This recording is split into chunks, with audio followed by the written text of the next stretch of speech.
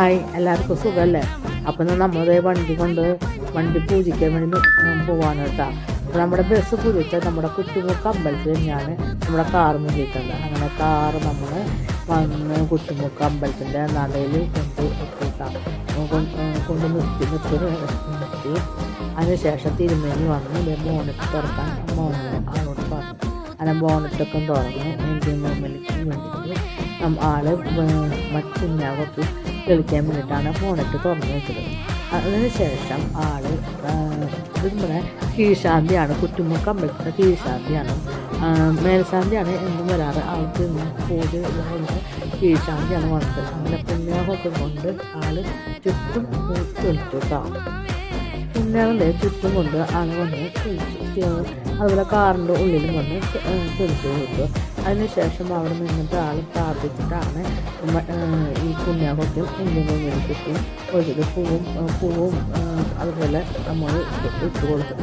ഞാനല്ല കീഴ്ശാന്തി ഇട്ട് കൊടുത്തിട്ടുണ്ട് കേട്ടോ.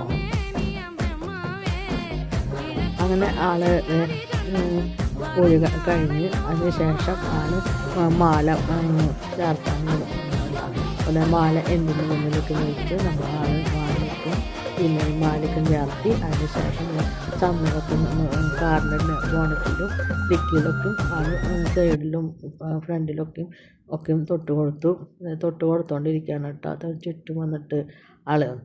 അപ്പോൾ നമുക്ക് ചുറ്റും തൊട്ട് കൊടുക്കണം നേരത്തൊന്നും എടുക്കാനുള്ള അങ്ങനെ ഭാഗത്തേക്ക് പറ്റിയില്ല. അതിനുശേഷം ആൾ തിരുമേനി ബോണറ്റൊക്കെ വണ്ടിയിൽ അടച്ചു.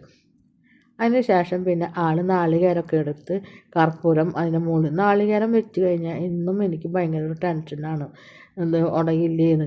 അതിൻ്റെ ഇടയിൽ ചെറുനാരങ്ങ ഇരിക്കുന്നത് പറഞ്ഞു. അപ്പോൾ തിരുമേനി തന്നെ 4 ടയറിൻ്റെ അടിയിലും ചെറുനാരങ്ങ കൊണ്ടുവച്ചു.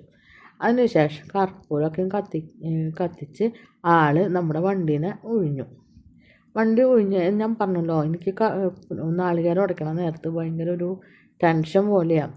കാരണം നാളികേരം ശരിക്കും ഉടയോ അങ്ങനെയുള്ളൊരു ഇതാണ്. അപ്പോൾ ആ നേരത്ത് ഞാൻ പ്രാർത്ഥിച്ചിട്ടൊക്കെയാണ് നിൽക്കുക. നല്ലപോലെ ഉടഞ്ഞ് വരണേ, ഒരു തടസ്സങ്ങളൊന്നും ഉണ്ടാവരുതെന്ന് പറഞ്ഞിട്ട്. ഭാഗ്യത്തിന് നമ്മൾ ഇന്ന് വരയ്ക്ക് നാളികേരം എല്ലാം ഒക്കെ ഉടയ്ക്കും കറക്റ്റായിട്ട് മുറി വരാറുണ്ട് കേട്ടോ. പിന്നെ ആൾ അതിന് ശേഷം നമ്മുടെ കയ്യിൽ പൂജിച്ച താക്കോല് തന്നു. അത് കറക്റ്റായിട്ട് എനിക്ക് എടുക്കാൻ പറ്റിയില്ല, കാരണം ഞാനും മോനെണ്ണം കൂടിയിട്ടാണ് മേടിച്ചത്. അതിന് ശേഷം ആൾ പറഞ്ഞു കർപ്പൂരം കത്തി കഴിഞ്ഞതിന് ശേഷം വണ്ടി ഫ്രണ്ടിലേക്ക് എടുത്തിട്ട് പൊക്കോന്ന് പറഞ്ഞു. അപ്പോൾ കർപ്പൂരം കത്തി കഴിയാൻ വേണ്ടി ഞങ്ങൾ നിൽക്കുകയാണ് കേട്ടോ. അങ്ങനെ മോനേട്ടൻ വണ്ടിയുടെ ഉള്ളിൽ കയറി നമ്മൾ വണ്ടി സ്റ്റാർട്ടാക്കി. അപ്പോൾ നാരങ്ങ പൊട്ടുണ്ടോ എന്ന് നോക്കാൻ വേണ്ടി നിന്നതാണ്. അപ്പോൾ അത്ര ഉള്ളോട്ടെന്ന്.